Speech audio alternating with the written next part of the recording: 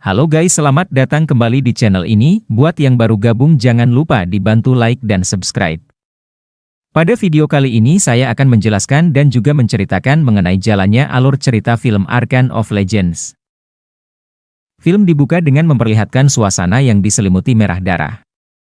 Di jembatan yang terbentang antara utopia ilmiah Piltover dan Zaun, tanah kosongnya, dua anak yatim piatu berkeliaran di sisa-sisa pertempuran yang berasap mencari orang tua mereka. Tampaknya, beberapa jam sebelumnya, penduduk Zaun mencoba menyerbu gerbang ke Piltover. Namun, mereka disambut dengan amukan tak terkendali dari pasukan penegak mirip pasukan badai Piltover. Di antara pembantaian, kita diperlihatkan dua perempuan bersaudara yaitu Pi dan adiknya yang bernama Powder. Melalui kabut asap, mereka melihat seorang pria memukuli seseorang yang jelas mereka kenal.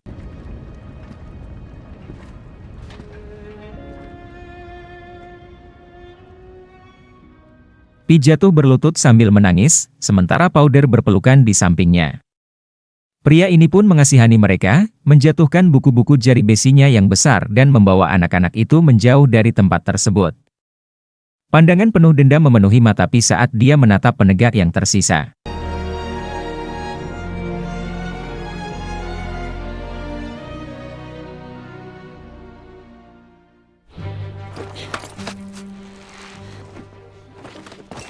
Singkat cerita, kini kita diperlihatkan Pi dan Powder yang sudah tumbuh bersama kedua temannya yang bernama Clegor dan Milo.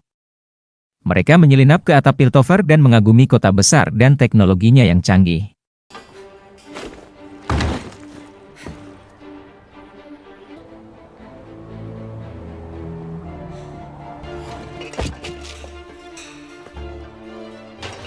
Dan setelah sedikit akrobat berbahaya untuk menyeberang dari atap ke atap yang lain, mereka pun melanjutkan ke tujuan misterius mereka. Namun, tidak semua orang setuju dengan rencana tersebut. Milo dan Clegor khawatir seseorang bernama Vander akan menghabisi mereka atas apa yang akan mereka lakukan. Tapi, Pi tidak khawatir dengan hal itu asalkan mereka tidak mengacau. Mereka akhirnya masuk ke sebuah laboratorium sains yang penuh dengan peralatan aneh dan mahal. Pi, Powder, Milo dan Clegor tidak membuang waktu mengantongi apapun yang mereka temukan. Must be an inventor.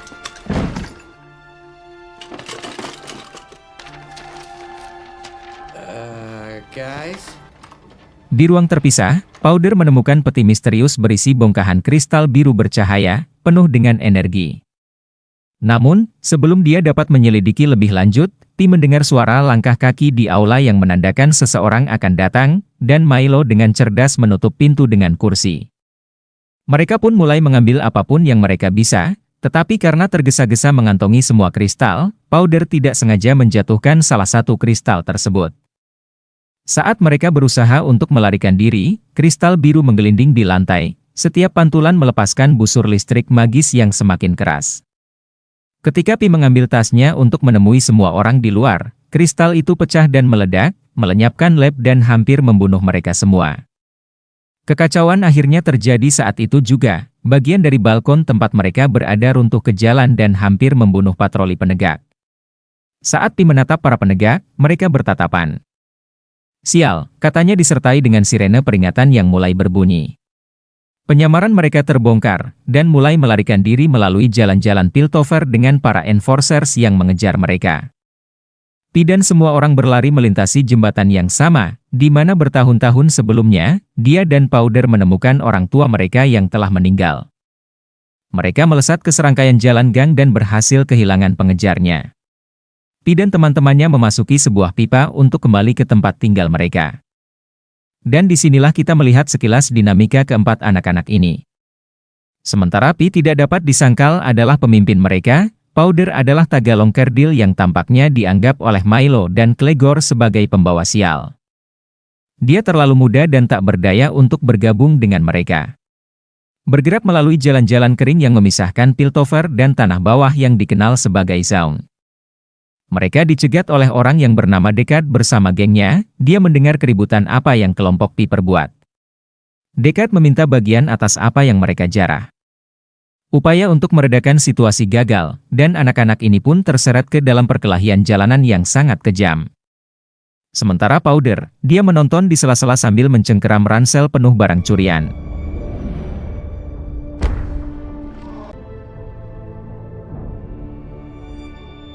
Salah satu penyerang memperhatikan Powder, dan dia pun mulai mengejar saat Powder melarikan diri.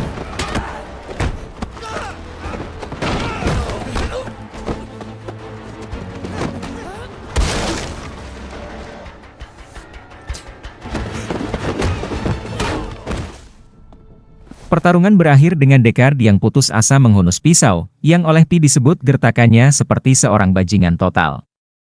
Pi tidak takut dan mendekatinya, dia menatap Deckard dan berkata, "Mau lihat bagaimana akhirnya?" Sementara itu, Powder melarikan diri melalui jalan-jalan, dan terpojok di tepi sungai oleh satu preman yang tersisa. Dia mengeluarkan granat rakitan yang dia sebut Mauser dan melemparkan ke arahnya, tetapi yang dilakukannya gagal karena granat tersebut hanya mengeluarkan asap merah muda yang tidak berbahaya. Tidak punya pilihan, Powder melemparkan ransel jarahan ke dalam air untuk mengalihkan perhatian, dan dia pun langsung melarikan diri. Singkat cerita, Powder akhirnya berkumpul kembali bersama yang lainnya. Tapi, Milo tidak senang karena Powder sekali lagi mengacau dan merusak semua kerja keras mereka. Pi yang melihat pun turun tangan untuk membelanya dan meyakinkannya bahwa semuanya baik-baik saja. Saat kelompok menaiki lift untuk pergi ke bawah kota Zaun yang sebenarnya, Milo mendorong masalah, dia terus menyalahkan Powder atas kegagalan mereka. She jinxes every job. Just drop it, Milo. Disinilah kita pertama kali melihat kota yang disebut rumah oleh 4 anak ini. Hamparan vertikal hijau menyeramkan dari bangunan bobrok yang menjorok keluar dari kedua sisi ngarai sempit. Ini adalah kota metropolitan yang kotor dan berlumuran neon dengan deretan rumah bordil, ganggang belakang yang teduh, dan pedagang yang menjual barang-barang terlarang.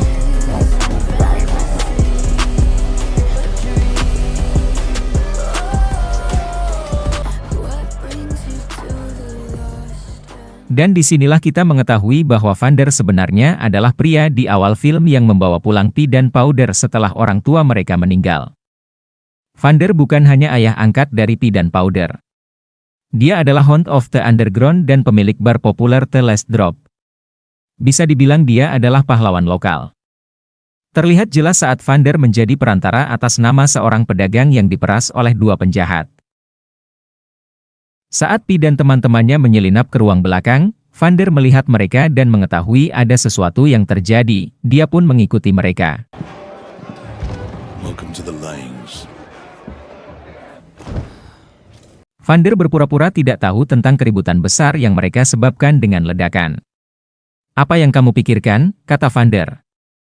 Dan Pi menjawab, "Kami mempelajarinya darimu ayah, karena itulah yang jelas terjadi di sini." Seperti yang diperdebatkan Vander dan Pi, ini membantu membangun dinamika tidak hanya hubungan mereka, tetapi juga kekerasan yang membayangi Piltover dengan Zaun. Vander yang ingin membantu anak-anak ini menjadi mandiri, ngeri melihat mereka meniru jenis kejahatan yang membuatnya menjadi legenda di Zaun. Lebih penting lagi, dia kesal karena Pi tampaknya tidak memahami tanggung jawab seperti apa yang dia miliki sebagai pemimpin kelompok secara de facto.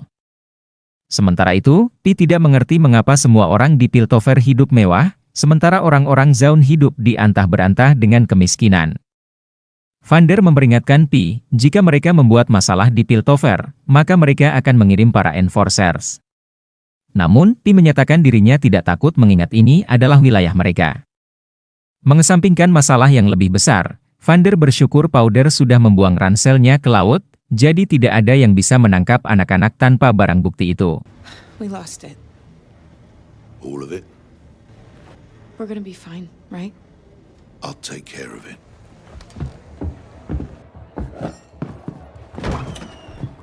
All right. Give me the details of exactly what happened. Saat Vander pergi ke Zaun bersama Clegor, kita diperlihatkan Powder yang mencari potongan logam untuk membuat granat di tempat sampah. Ternyata dia juga menyimpan salah satu kristal ajaib yang menyebabkan ledakan di Piltover. Kembali ke dalam The Last Drop, Powder tidak sengaja mendengar Milo dan kakaknya berdebat tentang dirinya. Potongan percakapan yang ia tangkap, Powder menafsirkan seolah-olah kakaknya setuju dengan Milo yang She menyalahkannya. made a mistake. Name one time she hasn't. She's young. Oh, bullshit. Terluka dan malu, Powder akhirnya melarikan diri ke kamarnya. Sementara di sisi lain, Vander mengunjungi seorang teman dekat yang merupakan pedagang lokal bernama Benzo. Echo, what's going on with that thing? Give me a few seconds. The kid in Pinion's still busted. Finish it later. Vander and I need to work. Keduanya berbicara tentang anak-anak, dan keinginan sia-sia Vander untuk melindungi mereka dari kenyataan pahit di dunia yang mereka huni. Vander menyebutkan nama Deckard dan betapa meresahkannya dia, merasa bahwa orang itu tampaknya tahu tentang pencurian Pi dan teman-temannya. Vander mengisyaratkan bahwa ada banyak hal yang lebih buruk di dunia ini daripada Enforcers.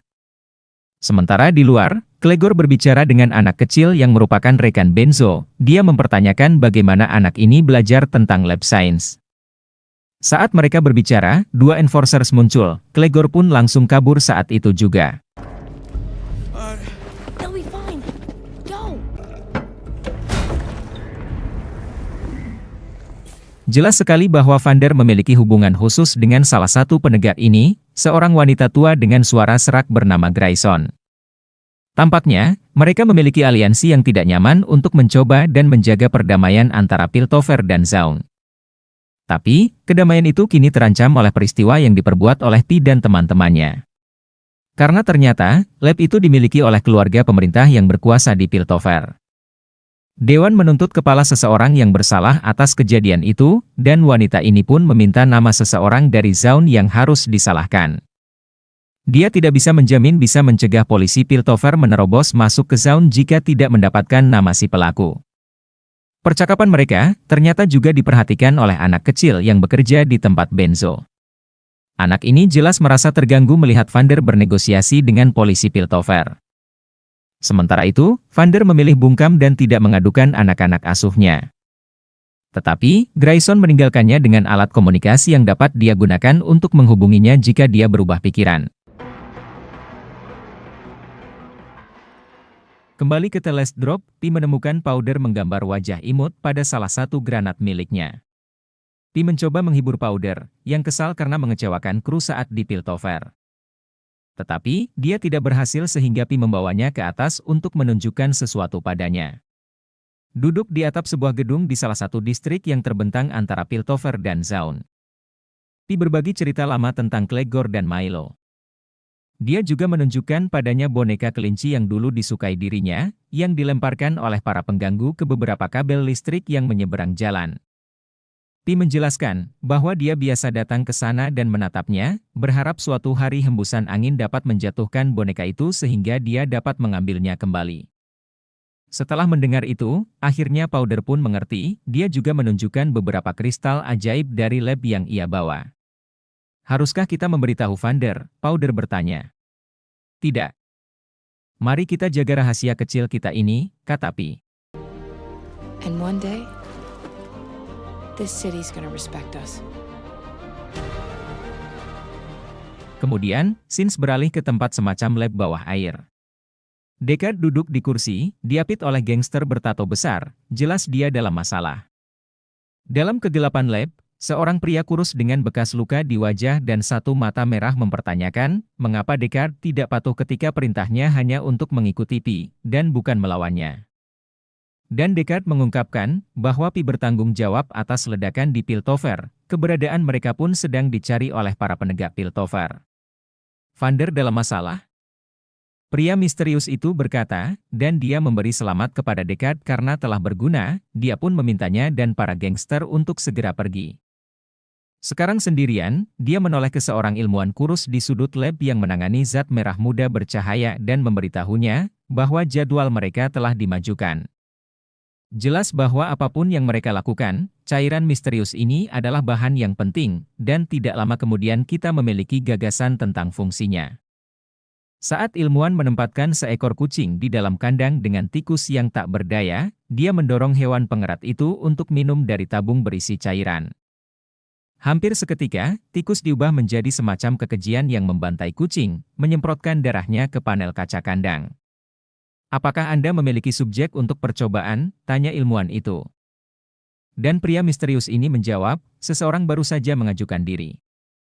Dan itulah episode pertama film ini dengan pembuka yang mematikan, yang melakukan pekerjaan yang sangat baik untuk memperkenalkan Anda ke dunia yang serumit League of Legends.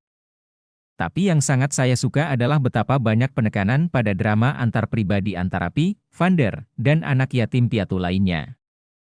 Oke guys, sampai di sini pembahasan kali ini. Terima kasih yang sudah menyaksikan video ini sampai habis. Sampai jumpa di pembahasan selanjutnya, and see you next video.